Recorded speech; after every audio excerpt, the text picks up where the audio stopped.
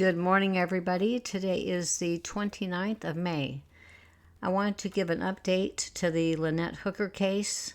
I know we're still running behind as far as present day information, so I'm going to be combining episode 11 and 12. And actually, a correction, last week's post was 9 and 10, not just 9. So let's get into it. The first week of May marked a quiet but decisive shift in the investigation. With Soulmate still in Bohemian custody, preparations were underway to move the vessel out of the Bahamas. A delivery crew had been arranged, and the process of readying the boat for transportation began. Although this activity was not widely publicized, it signaled that the investigation was transitioning toward U.S. involvement. During this period, investigators continued reviewing the timeline surrounding Lynette's disappearance. Earlier statements were compared against the weather data, the drift patterns, and the reported sequence of events, information they had went through over time and time again. The inconsistencies continued to remain. They were identified in April, and they still remained unsolved. The focus stayed on verifying the details rather than expanding the search. Communication between the Bohemian authorities and the U.S. agency began to increase as the transfer of Soulmate approached. The vessel's movement would soon bring the case under the attention of multiple jurisdictions, and the groundwork for that transition was being laid quietly behind the scenes. By May 8th, the preparations were complete.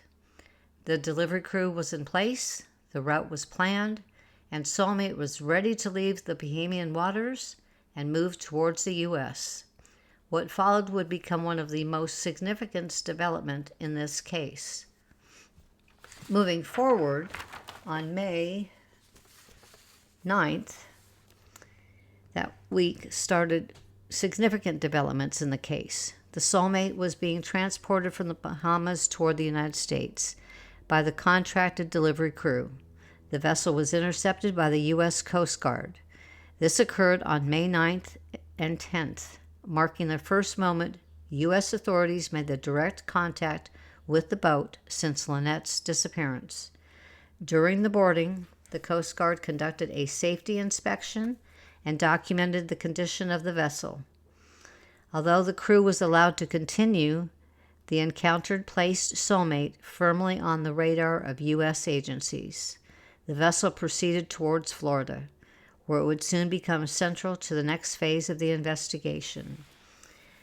By May 13th, coordination between Bohemian authorities and the U.S. agencies increased. The transfer of jurisdiction was not immediate, but the Coast Guard's involvement created a clear shift in momentum. The vessel's arrival in Florida was anticipated, and preparations were underway for its examination once it reached the port. On May 15th, the Soulmate arrived in Fort Pierce, Florida. Upon docking, the vessel was secured and later taped off as part of an investigation and considered a possible crime scene. This marked the beginning of the U.S. phase on the case, with federal and local authorities now positioned to examine the boat, review the timeline, and determine what evidence, if any, remained on the vessel. The second week of May carried a sense of movement that had been missing for weeks. For the first time since Lynette vanished, the investigation felt like it was shifting forward rather than circling the same unanswered questions. The Coast Guard's interception of Soulmate was a jolt. It was a reminder that the case was no longer confined to just the Bahamas, and that new eyes were now on the vessel at the center of everything. For Lynette's family, the news brought a complicated mix of hope and fear. The boat was finally coming home, but with it came the weight of what might be found, or what might no longer be there at all. Watching Soulmate cross into the U.S. waters felt like watching the case cross into a new chapter, one where the silence of April could no longer hold. When the vessel reached Fort Pierce and was secured as part of an active investigation, it marked a turning point. The boat had carried so many questions, was now in the hands of authorities, who could examine it with new resources, new eyes, new jurisdiction, and a much new urgency. For the family, it was a moment of cautious hope, the sense that answers, long delayed, might finally become reachable. So that's where we stand as of the 13th, actually the 15th of May.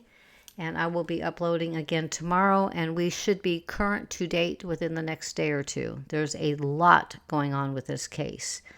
And it appears that Brian Hooker is the number one suspect. He has not been charged. He's not convicted of anything, so he is innocent until proven guilty, and I want to make that very clear. There's still a chance Lynette went overboard and vanished, but until we get the facts, I'm not going to give speculations, and I'm not going to give false information. So that's it for today on the Lynette Hooker case, and I hope to talk to you all again soon. Have a great day and take care.